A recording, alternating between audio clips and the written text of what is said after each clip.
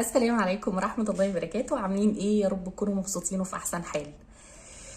يا رب يكون الفيديو بتاع النهاردة اللي انا هتكلم معاكم فيه مستصاغ عند البعض، ان ما كانش فئة كبيرة ممكن ترفض الفكرة نفسها. وما اعتقدش ان انا اتكلمت معاكم في الموضوع ده قبل كده. بقينا داخلين على 2023 ولسه، ومع تقدم المستوى العلمي اللي البنات بقت فيه والاعتماد على النفس، وكله عايز يبقى سترونج اندبندنت وومن، وكله بيسعى دلوقتي، معظم البنات بتسعى ان هي يبقى عندها كارير وشخصيه و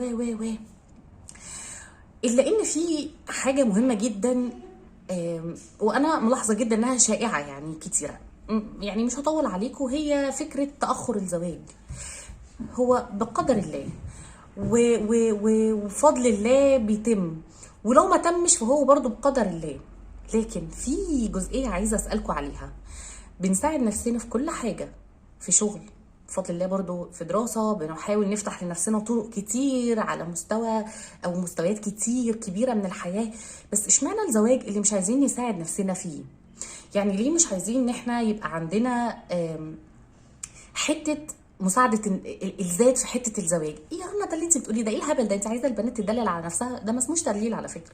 انت زي ما بتختاري شغلك وبتختاري الكارير بتاعك وبتختاري دراستك، انت ليكي حق ان انت تختاري فكره الزواج نفسها او العريس.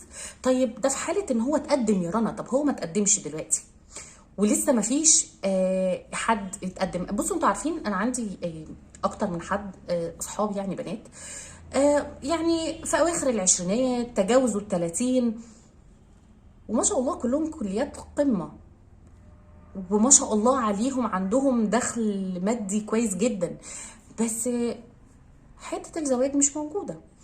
هو نصيب، بس ليه ما بنساعدش نفسنا؟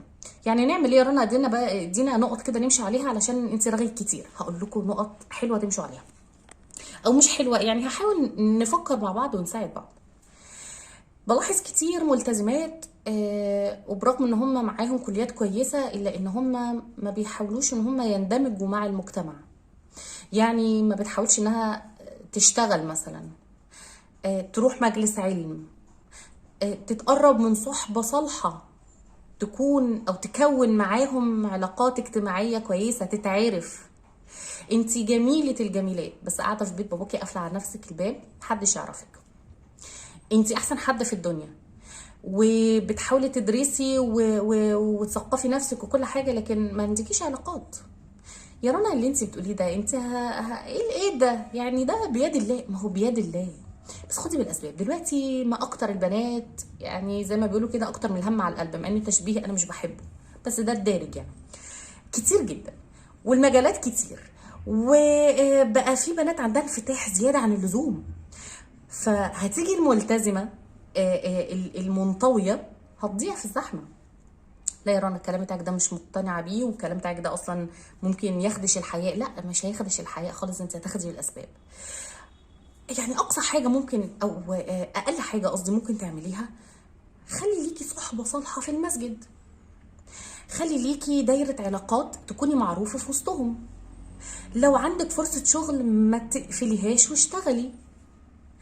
ايه ده انت عايزانا نختلط؟ يا بنتي وانا بقولت لك روحي اخرجي مع حد، روحي اتكلمي مع حد في التليفونات، انت هتكوني ليكي الدايره اللي انت معروفه فيهم.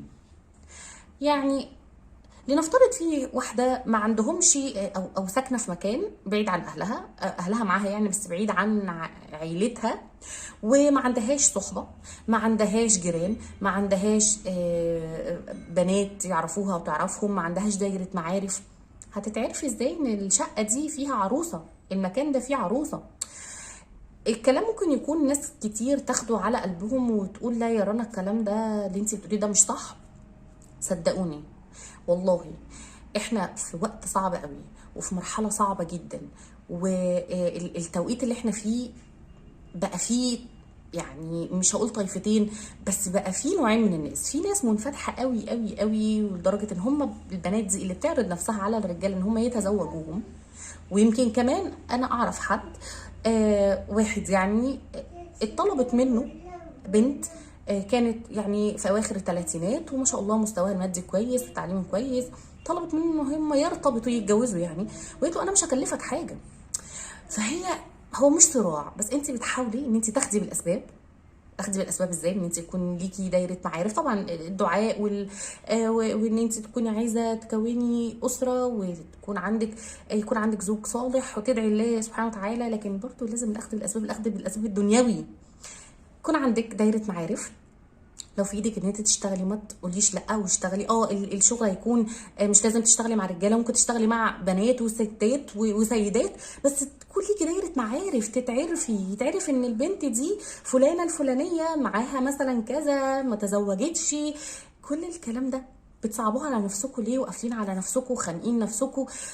ويا ريت الكلام يتفهم صح، ويا ريت الناس اللي متشدده في الحته دي، او الناس اللي هم بيقولوا لا احنا رزقنا هيجي لنا لغايه عندنا، رزقك هيجي لك لغايه عندك، بس اسعي وخدي بالاسباب، وما تستثقليش الموضوع، وما تقوليش لا ده انا عملت كده هقلل من نفسي. هتقللي من نفسك لو انت رحتي عرضتي نفسك على واحد وقلتي له بالله عليك اتجوزني عشان خاطري اتجوزني، انت كده بتقللي من نفسك. او رحتي حايلتي على مامته، لا خالص، انت بكل اناقتك وكبريائك وشموخك وعزه نفسك انت بتثبتي نفسك في مجالك. مش هتلفتي النظر، بس هتعرفي الدايره اللي حواليكي ان انت موجوده. يا ريت الكلام يتفهم صح يا بنات، وما تاخدوش الكلام بمحمل تاني. يا ريت الرجاله اللي بيسمعوا الفيديو ما ياخدوش الكلام بمحمل تاني، عشان عارفه يعني ايه هي بقى دي بتبقى الفتن يعني.